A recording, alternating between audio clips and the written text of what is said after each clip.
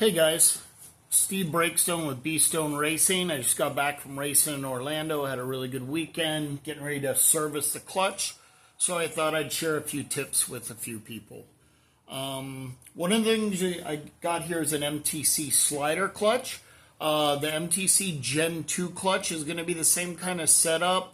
Functions in a different way, but what I'm going to talk about air gap and things is all about the same. So I was at the drag races and I have a fuel tech, so I usually cut pretty good trees, in the 00s, 009 or whatever, and 11. When it starts to creep up really high, what we often find out is you either have a broken clutch plate or the air gap, the depth is too deep, and so it takes longer for it to flash and to lock up. So just to show you guys real quick here, I'm going to show you some time slips. So here, this is the first one out. I had a 009 tree, and then later on a 009 tree, I went 539 at 128. And then later on, the tree went up to a 40 tree, which for me, for a lot of guys, that's pretty normal. When you're running a box, that's getting way out of hand. That's a 40. And then this one is a 57. So it's a 57 tree. Bike's still running good on the top end, but it went a 57 tree. And I know when I missed the bulb, like if you race a long time, you know it. And then this one went all the way up to a 76, which is way, way out of hand. So what we're going to do is I'm going to check the clutch. I'm going to pull it apart, take a look at it, and then we're going to take a look at the air gap. I got most of the screws out already. I used a 9/64 bit on these. And one of the other tricks I'll teach you that an old guy named Ernie, he's a KZ rider, Ernie taught me a trick. If you ever strip one of these little small 96/4 out, a T20 Torx goes right in and it'll often bite. If it's stripped out even more than that, you can take the next size, I don't know if that's T25 or whatever it is, tap it in there and it will literally just take it right out. But that's the trick with these. Sometimes with these small Allens, you can stick a T20 Torx or something in there and it'll bite. So anyways, I got that done. Let me take this one out real quick. And a lot of times I use a magnet. I'm just going to grab this. That way you don't drop them down inside there. It's not that hard to take the oil pan off, but it's just extra work. Here's a magnet. There, boom, done. All right, so I see one more. There's a bunch of them. I already took a bunch out to save some time on the video.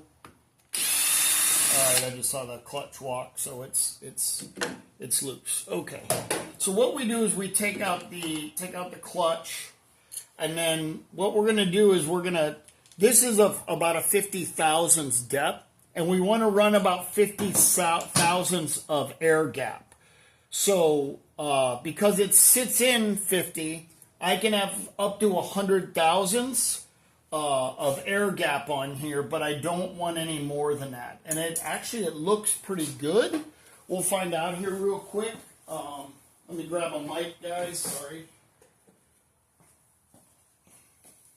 But what we're going to do is we're going to check the air gap, and I do not want that to be any more than 50. And if everything's perfect in a clutch, then the old guy is starting to miss the tree, but I don't think that bad, I would hope. So we'll change this over to inches.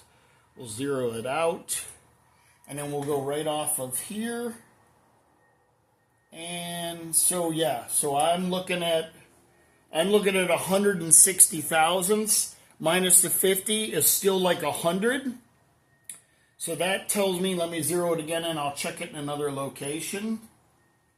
That is 170. So I guarantee that air gap right there, that's what was causing my problem. So I knew it without even taking the bike apart. Once you do this enough, you'll know it.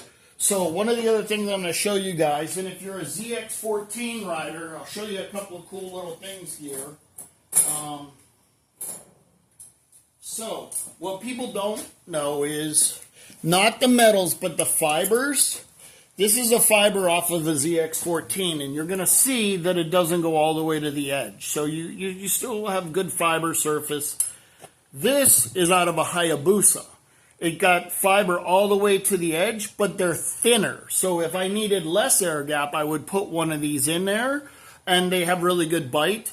And then this is out of an old KZ1000. You can see the difference in the style, and it's way, way thicker. So I'm going to put a few new clutch plates in. I probably haven't in a year. I just reuse old ones, and they worked really good. But if I needed to take up space, I can put a KZ in here. All the fibers will interchange. Now, people will tell you that these fibers will come off and they'll shred. If you set your clutch up right, I've never had a problem. To each his own, but I'm able to run the Hayabusa if I want thinner, the regular one for a ZX, or I can run a KZ if I need to take some space up. So that's a little bit about what we're doing here. I wanted to show you guys those tips, and hopefully it helps. If you have any questions, comments, reach out to me, and I really appreciate you guys taking a look at this. So